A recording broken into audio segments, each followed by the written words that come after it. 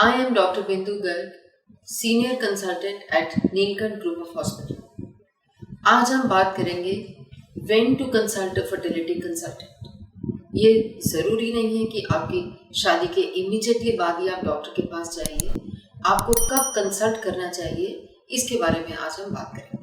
As far as the fertility is concerned, there is never a right time. It is the right time to act now.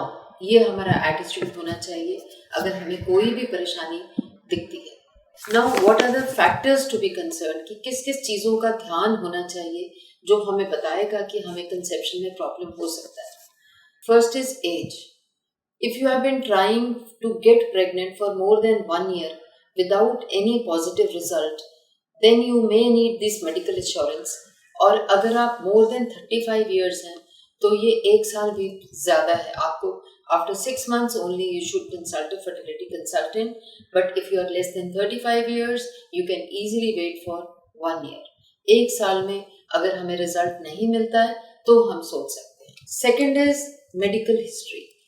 अगर आप में कोई disease already existing है, जैसे कोई chronic diseases हैं या फैमिली हिस्ट्री है, like one very important and very commonly seen nowadays is premature ovarian insufficiency.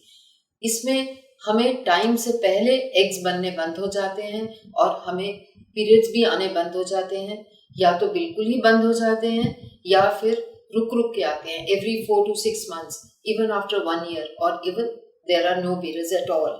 So this is called as premature ovarian insufficiency or premature ovarian failures. History of fibroids ये भी run करता है family में. Mummy को history होती है कि उनको भी मेंसेस जल्दी बंद हो गए हैं, उनको भी बहुत ब्लीडिंग होता था क्योंकि उनको फाइब्रॉइड्स हैं.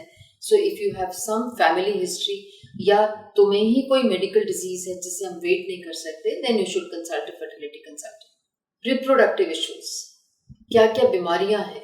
If you are suffering from some conditions like PCOS, polycystic ovary conditions, बहुत कॉमनली आजकल सुनने में आता है. और कंडीशंस लाइक एंडोमेट्रियोसिस, जिसमें बहुत पेनफुल पीरियड्स होते हैं, उस कंडीशंस में भी आपको जल्दी कंसल्ट कर लेना चाहिए.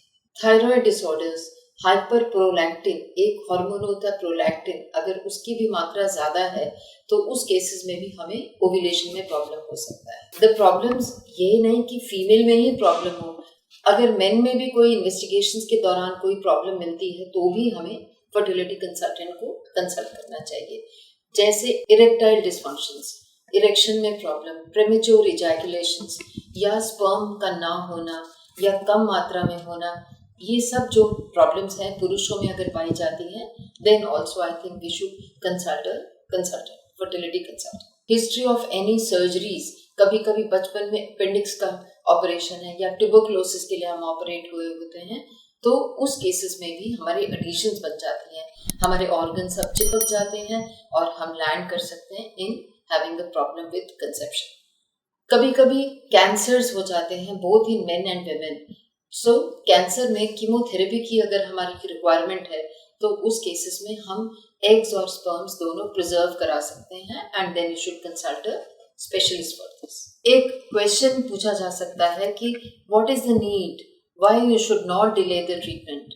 Now the answer to this is ovarian reserve जो होता है हमारा, वो एज के साथ डिक्लाइन करता है and with each menstrual cycle also the number of eggs decline. So जितना हम डिले करेंगे उतना ही हमारा एग का रिजर्व कम होगा. Advanced age is also related to increase risk of miscarriages. Means आप कंसीव तो कर रहे हो लेकिन आप अबॉर्ट कर जाते हो और बच्चे की ग्रोथ नहीं होती है, and this happens very often with advancing as. Any treatment may require multiple attempts और इट मे गेट डिलेड. ये सब चीज़ों को मद्देनजर रख के हमको, अगर हमें ज़रूरत है consultation with a fertility specialist, we should not delay. So what is the next right step? First is the fertility consultation with your doctor. Second is दोनों के टेस्ट होते हैं, फीमेल के बड़े माइनर जो non invasive test like ultrasounds, general blood examinations, hormone test किए जाते हैं.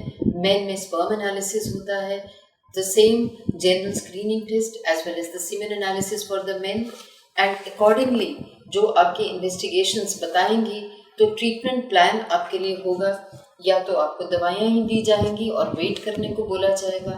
But the few assisted techniques are ovulation induction with timed intercourse. We tell you what is exactly your fertility period and when should you be together. एक options है treatment intrauterine इंसेमिनेशंस. दूरबीन से भी आपको जांच किया जा सकता है, या अगर हमें कुछ ऐसी चीज़ इन्वेस्टिगेशंस के दौरान दिखती है कि आप नॉर्मल कंसीव ही नहीं कर सकते हो, जैसे कि ट्यूब्स ब्लॉक्ड होना, very bad endometrium or any other problem with ovulation that you're not forming eggs, then you will be advised IVF, जिसको हम आजकल एक layman term में test tube baby बोलते हैं. But I'm sure the IVF is not the first treatment. The first treatment is the basic investigations and the basic treatment to make you pregnant in a natural way. So again repeating, the gist of this is that if needed, you should not delay the consultation with a fertility specialist. That will save your time, that will save your money, and if actually what you need, if you need an IVF, you'll be advised at the right time. Thank you.